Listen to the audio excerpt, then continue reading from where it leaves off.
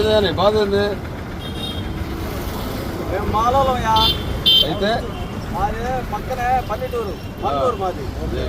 అయితే మా ఇంట్లో మా ఆడదానికి బాగలేదు, అందుకని ఇలా గవర్నమెంట్ ఆసుపత్రిలో ఈ ఆసుపత్రిలో ఉంది 10 రోజుల నుంచి. నెత్తురు బంక పడతా ఆసుపత్రిలో ఉంది. అయితే నిన్న మేము బరికి పోయి వచ్చేటప్పుడు నాకు ఇద్దరు అబ్బాయిలు ఒక అబ్బాయి 14 చదువుతున్నాడు, ఒక అబ్బాయి 10. నిన్నటి దాకా మేము గార్నీలు కలవడానికి పోయాం. మా అబ్బాయి గార్నీలు కలవడానికి పోయాం. మన్నూరు గార్నీలు కలవడానికి పోతే ఈ గార్నీలకి ఒక్కొక్క రోజు మా కొడుకు కూడా వచ్చి సహాయం చేసేవాడు. సహాయం చేసేవాడు. అయితే అయ్యా నువ్వు జాగ్రత్తగా చదువుకోయా, ఉద్యోగం కొట్టాయా, ఈ కష్టం చేయలేమనంటే మా పిల్లోడు ఏం చెప్పాడంటే, ఈ రాష్ట్రంలో ఉన్నటువంటి మాలామాదిగల్ని విడదీశారు, మనకున్నటువంటి 10 ఉద్యోగాల్లో ఈ రాష్ట్రంలో మాలలు ఎక్కువైతే మాదిగలు తక్కువైతే శిరసమానం చేశారు. చంద్రబాబు మనం మోడీ గెలిచి అంటే మన తరపున పెద్దమాలుగా ఎవరు పోయారయ్యా అని అడిగాం. మన తరపున పెద్దమాలుగా మంత్రిగా ఉన్నాడంట. నాయుడు బలం ఎర్రగోటి చిన్న కొడుకు. ఎర్రకోట మీకు ఎట్ట తెలుసు? ఎర్రగోటి మాకు తెలుసయ్యా. ఎట్ట తెలుసు? ఎర్రగోటి ఈ ఊరు పక్కనే కదా, మా ఊరు పక్కనే.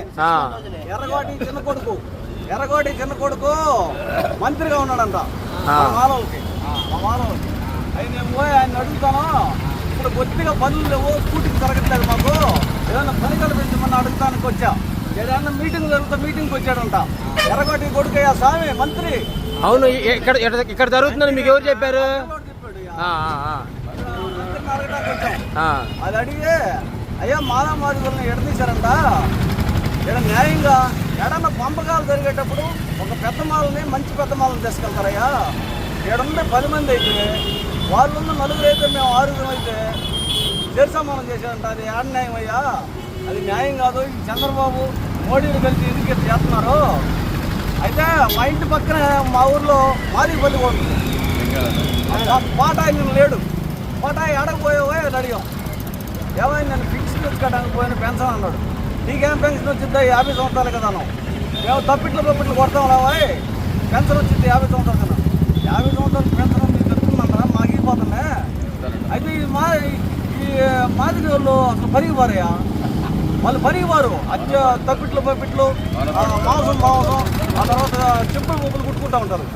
మేము పొద్దు గూగులు ఎండలో గొడ్డి చాకరీ చేసుకోవాల్సిందే మేము మాలలో. అది తెలియజేశారా?